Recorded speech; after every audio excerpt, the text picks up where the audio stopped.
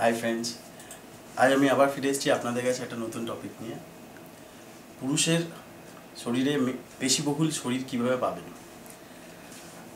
আসলে সবার বডির গঠন বা শরীরের গঠন তো একরকম হয় না, সবাই অত সুস্বাস্থ্যের অধিকারী হয় না। তো সেক্ষেত্রে কিছু পুরুষ তাদের খাবার উপর ওটা ডিপেন্ড করে না অনেক সময়। তো তাদের আরও উন্নত মানের পেশি গঠনের জন্য তাদের কিছু ছোট ছোট ট্রিক্স আমি বলছি, আজকে স্টেপ আছে যেগুলো মেনটেন করলে তারাও সুস্বাস্থ্যের অধিকারী হতে পারবে।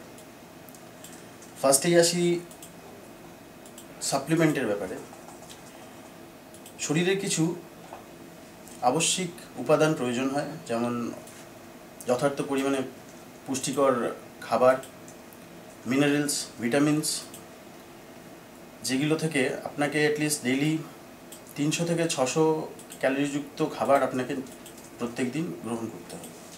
তো এই জিনিসটা আপনি কোথায় পাবেন?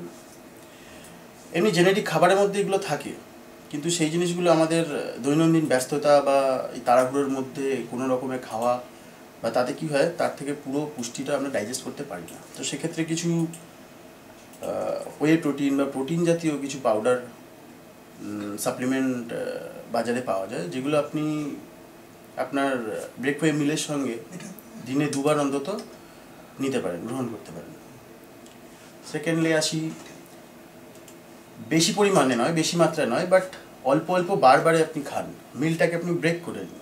আগেও আমি বলেছি এই ব্যাপারে, 5 থেকে 6টা মিল সারাদিনে নিন, অল্প অল্প, কিন্তু বারবার খেতে থাকুন। সেক্ষেত্রে আপনার পেশি সারাদিনে যতটুকু পুষ্টি বা এই প্রয়োজনীয় উপাদানগুলো দরকার সেগুলো পেয়ে যাবে। তৃতীয়ত, শরীরচর্চা। এটি একটি অতি আবশ্যিক একটি পন্থা বা রাস্তা, যা ছাড়া খুব উন্নত মানের সুস্বাস্থ্যকর পেশি গঠন করা সময় সাপেক্ষ।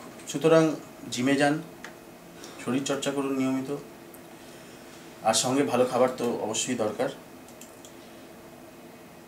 ফাইনালি যেটা দরকার, খাবারের মধ্যে অতিরিক্ত মাত্রায় প্রোটিন আপনার সারাদিনে গ্রহণ করতে হবে। প্রোটিন বা কার্বোহাইড্রেট,